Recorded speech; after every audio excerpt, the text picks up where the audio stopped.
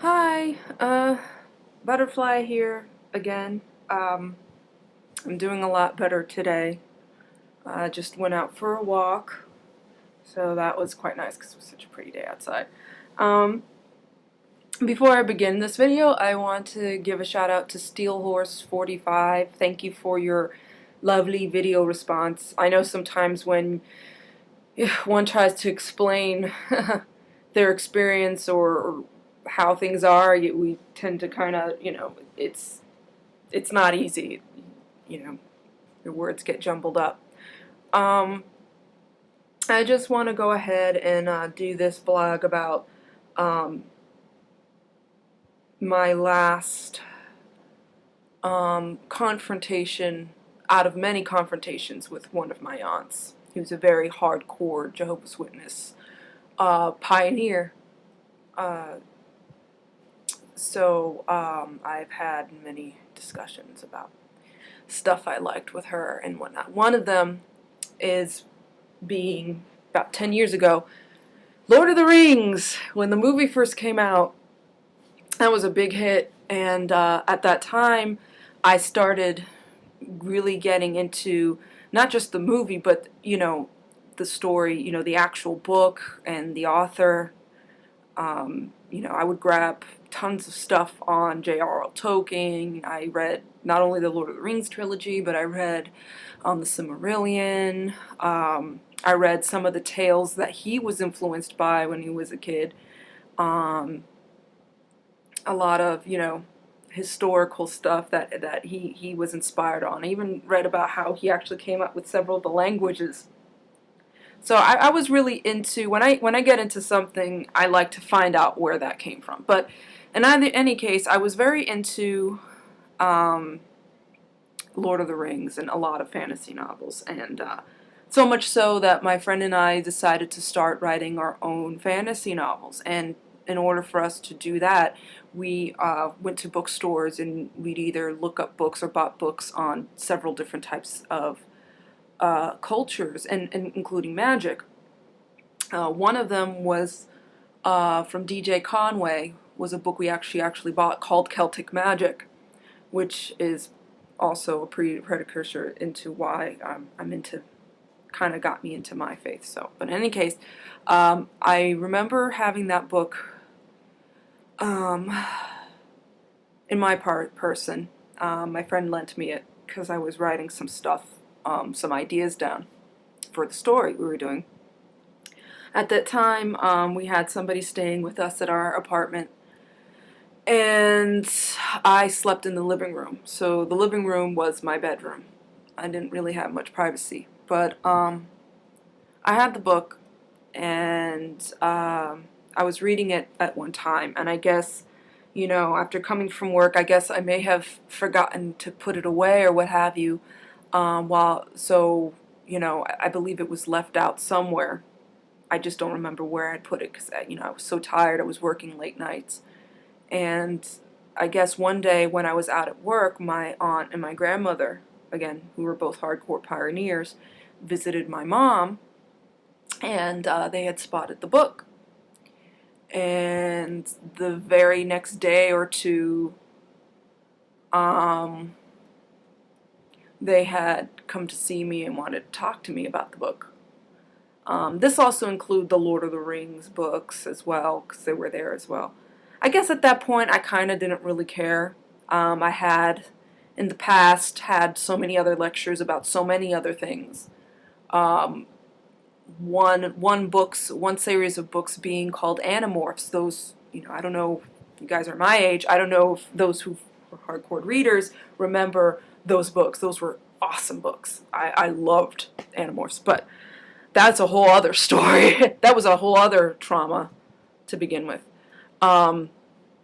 But I'm going to go ahead and start backwards. But anyway, I was in my early 20s, was really interested in Lord of the Rings and all these different, novels and stuff.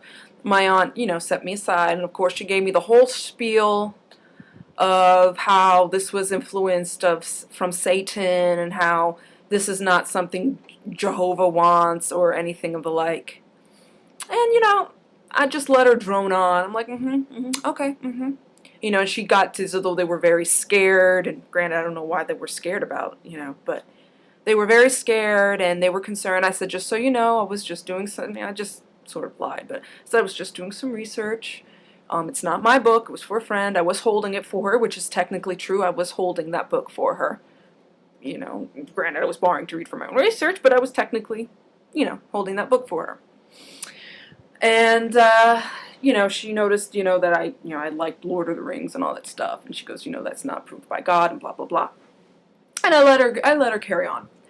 And then, it was about, I think about a month later, it was about a month after the event had happened. We were going to, my mom and my brother and I were invited to my, one of my other aunts' wedding anniversaries. I think their 30th, 29th, 30th wedding anniversary. And it was the week before I had started my new position. I was staying at, I have 4 aunts, so this was for my 3rd aunt's party. I was staying at my 2nd aunt's house. And, of course, the aunt that gave me the lecture, I'll say Aunt R. I'll call her Aunt R for the sake of the story, the one that gave me the lecture about the Celtic book and what have you, said, so, are you still into Lord of the Rings? And I don't know what happened, but I had had it. I was 22. I had had it. I said, yes, I am. And quite frankly, I don't want to talk about it anymore. Enough. I made my decision. You don't like it? Enough. And she was shocked. She was like, oh well, I'm only trying to help. I'm like, I understand that, but please, enough. And I couldn't even believe myself. I was sort of shaking. And of course, I felt guilty and bad. The whole guilt trip. After I'd said that, I had felt that whole, I had felt guilty. But looking back, I had had it. I had had enough of years of saying that every little thing that I like is from the devil. I had, something in me just snapped, and I just snapped back at her. I said, yes, I am.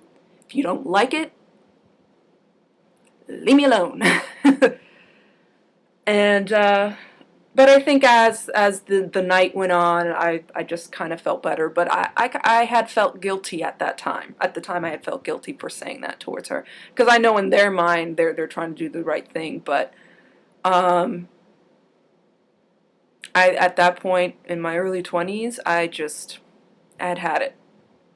I had it.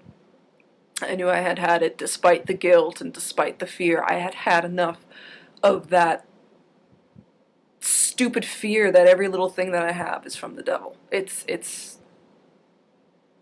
are a lot of worse things that are from the devil. Like somebody getting raped or murdered or kidnapped, or, you know, there are other worse things in this world than just having a book on magic. I'm sorry. There are other worse things in this world. But I had, that was the first of my journey of being free, by just, in that small moment, me standing up and saying, I've had enough, to my aunt. But, yeah, I wanted to share that vlog with you, sort of an addendum to the previous vlog. Again, I'm feeling a lot better today. Working on some new chords, the 7th chords, dominant, minor, major, 7th chords. Planning to get an actual guitar slider, because I kind of like that woo feature to it, and I'm planning to get some guitar picks. So anybody that knows where to get the bar slider thingy, let me know. I'm going to check on Amazon, but if you know any other place where I can find one, that'd be great. Again, thank you to SteeleHorse45 for that lovely response video. I really do appreciate it, and I'm glad that, I'm glad that you're an actual musician and you were able to kind of give me tips on that. So any constructive criticism on your part is very, very valued. And for everybody else, I will talk to you next time. The Admirable Butterfly signing out.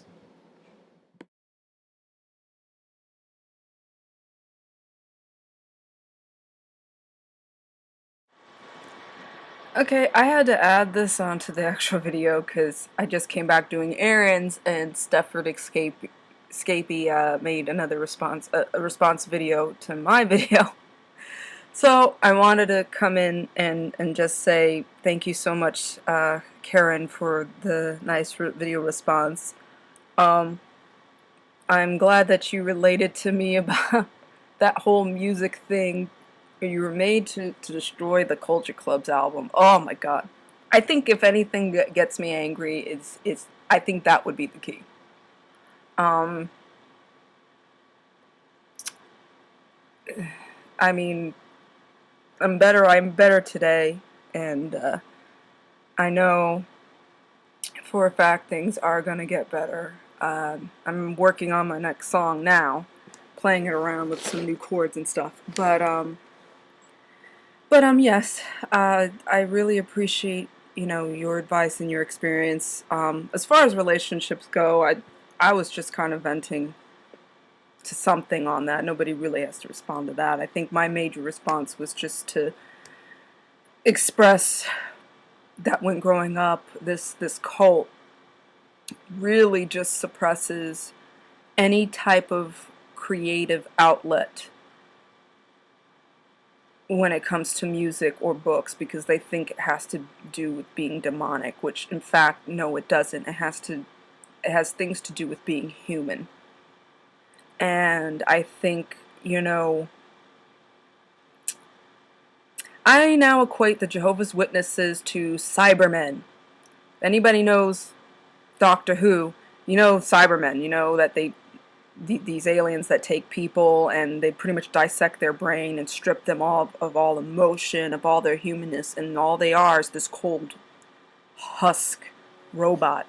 I think, I believe the Jehovah's Witnesses are soulless Cybermen or women. Um, I thank you very much, Karen, for that, and it is greatly appreciated. Um, I will send you, I'll probably private message you sometime maybe this week or whatnot. But other than that, I just wanted to add that into this video. And till next time, see y'all later.